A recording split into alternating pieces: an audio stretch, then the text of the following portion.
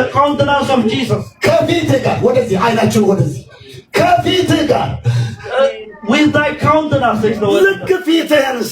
When I see thy countenance, and joyfulness will engulf me. Hallelujah. Hallelujah. Those things are comfortable or uncomfortable. Always rejoice in the Lord. Hallelujah. Always rejoice. Hallelujah. Hallelujah. When you see his countenance, our mouth starts to worship the Lord. When you see his countenance, you will start to speak in new tongues. Hallelujah. When you see his countenance, our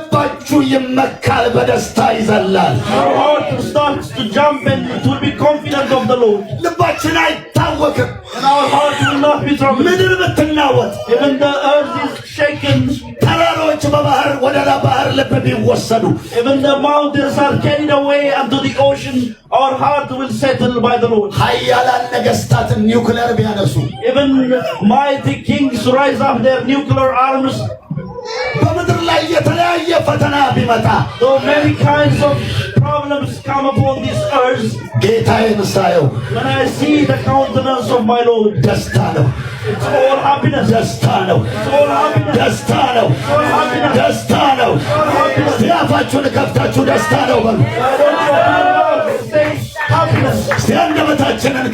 Hallelujah. Hallelujah.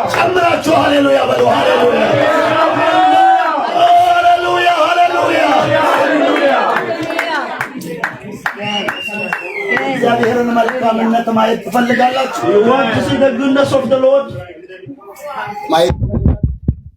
Goodness of the Lord. Rejoice in the Lord always. አንተ ሰውዬ እብድ ነህ ወይ? ጤና የለህም ወይ? እንዴት ሁሉ ጊዜ ደስ ይለኛል ካላችሁ ሁሉ ጊዜ በጌታ ደስ ይበላችሁ። Are you kidding me? How am I going to be happy day by day? Are you crazy? And if you are saying all those things, my reply is rejoice in the Lord always. በቃ ጌታን እያያችሁ ደስ ይበላችሁ። See the countenance of the Lord and rejoice. ሃሌሉያ ሃሌሉያ።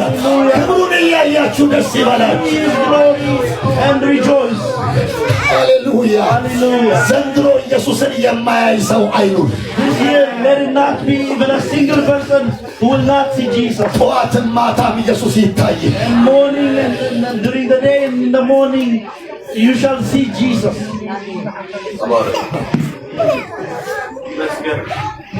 ለምንድን ነው ጌታ ኢየሱስ ለማይደሰት ሰው የማይታየው? Why is it that those who does not rejoice in the Lord does not also see the Lord?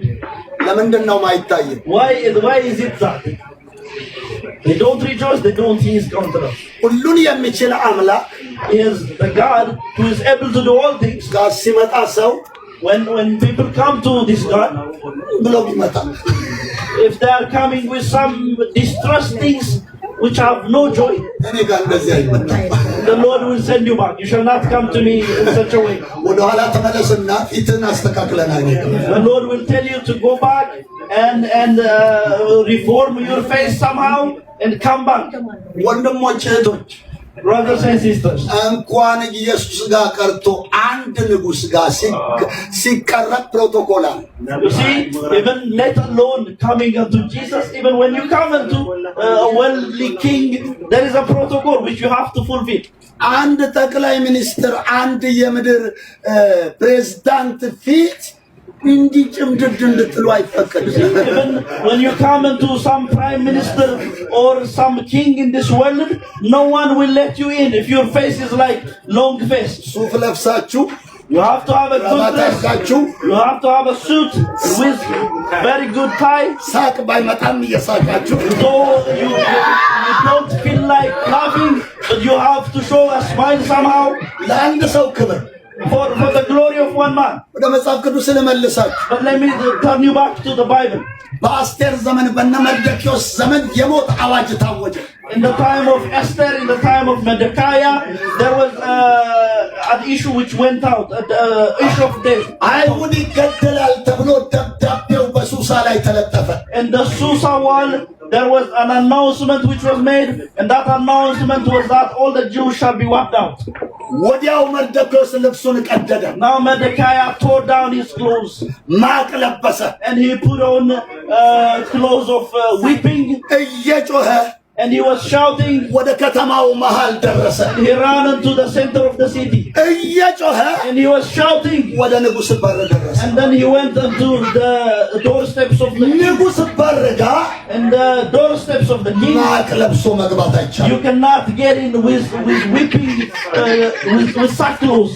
ዘበኞች ተመለሳሉ። Because he has a sackcloth, he cannot go in. And the doorkeepers turn him back. የንጉሥ በር የበሩ ስርዓት And even the custom of the entrance of the palace, በደንብ ተለብሶ ነው እንጂ ማቅ ተለብሶ አይገባም። you cannot have a sackcloth. You have to have a proper dressing. That is